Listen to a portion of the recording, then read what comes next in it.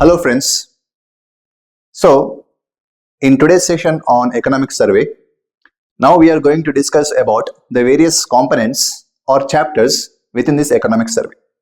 So in the first session, as we have discussed, economic survey is a document which analyzes the economic performance of the Indian economy in the previous financial year. In that session, in that video, I have told that we'll be going to discuss in depth about the various components of the economic survey in the next sessions, right?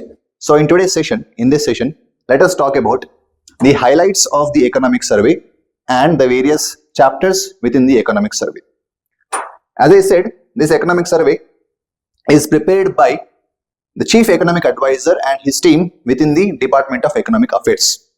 Chief Economic Advisor, the present Chief Economic Advisor, V. Ananta Nageshwaran, and his team from the Department of Economic Affairs has prepared this document of economic survey.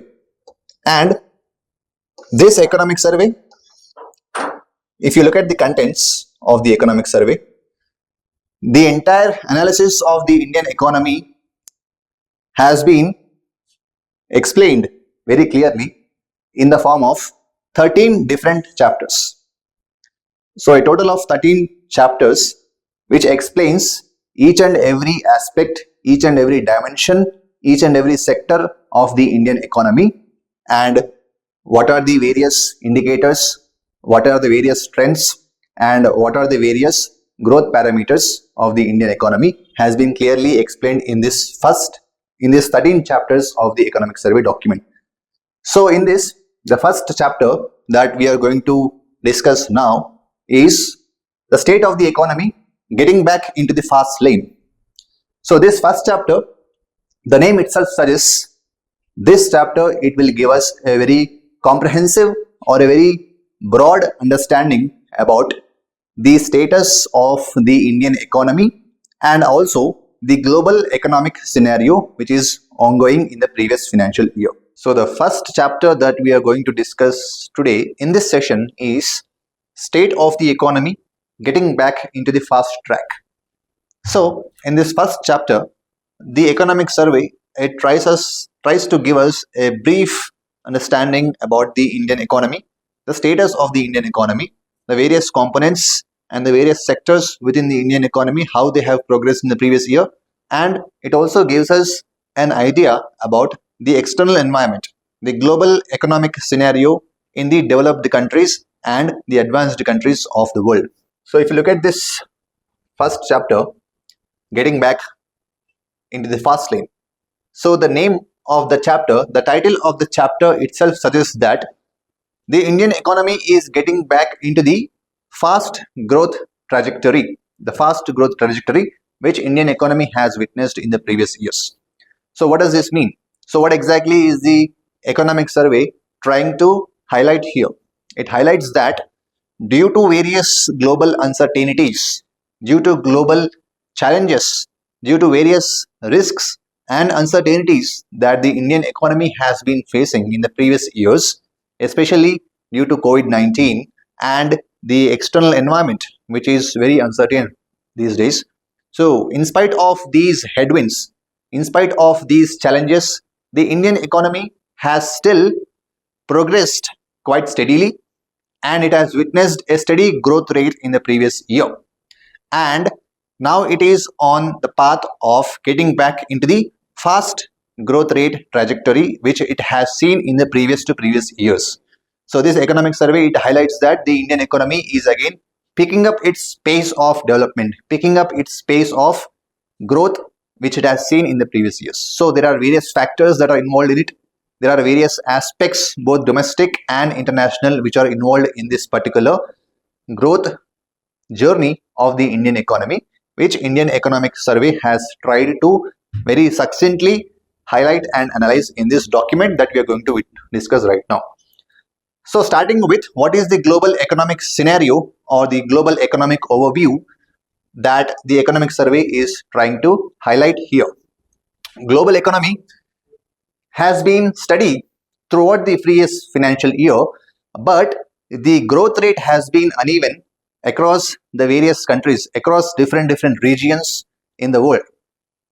So as you know, this global economic growth and this unevenness in the growth across various regions is mainly due to various external situations, various external circumstances that are going on in this world. For example, if you see, the Russia and Ukraine conflict has significantly impacted the global supply chains.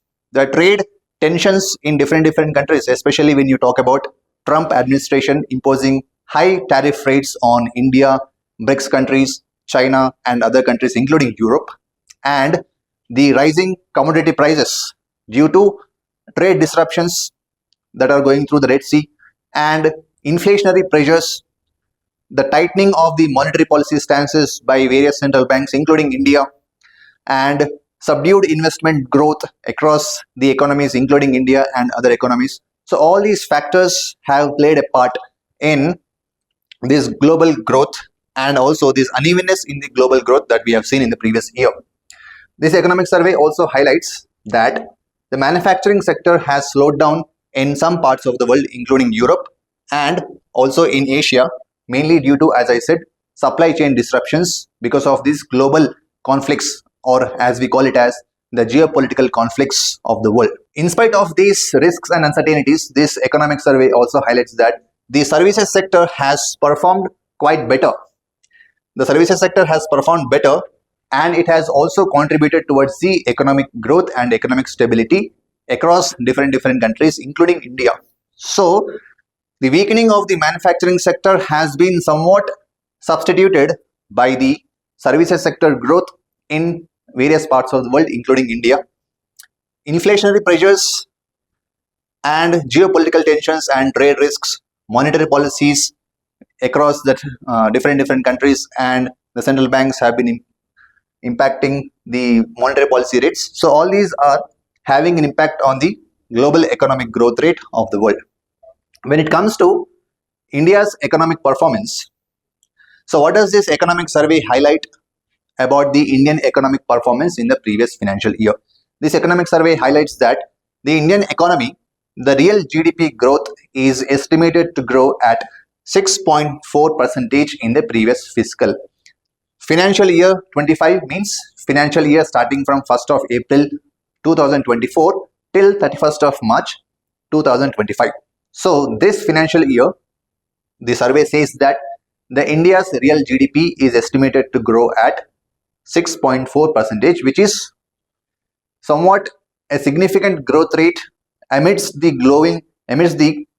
global uncertainties that we are seeing nowadays. So that is why the economic survey also highlights that Indian economy is the bright star amidst all the uncertainties, amidst all the complexities and risks that the world is facing right now. So India is shining like a bright star. This is what the economic survey highlights.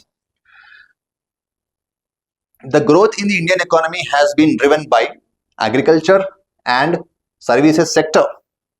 So the agricultural productivity in India has increased in the previous year, and thereby the demand also has increased in the rural areas. The consumption expenditure has increased, and service sector has always been the powerhouse of the Indian economy, which has been driving the economic growth in India. Manufacturing sector, not only globally but also in India, also has been facing challenges due to the global uncertainties and the geopolitical tensions, as we have just discussed. So it is agriculture sector and the services sector which have contributed to the Indian economic growth story in the previous year. Private consumption remained stable.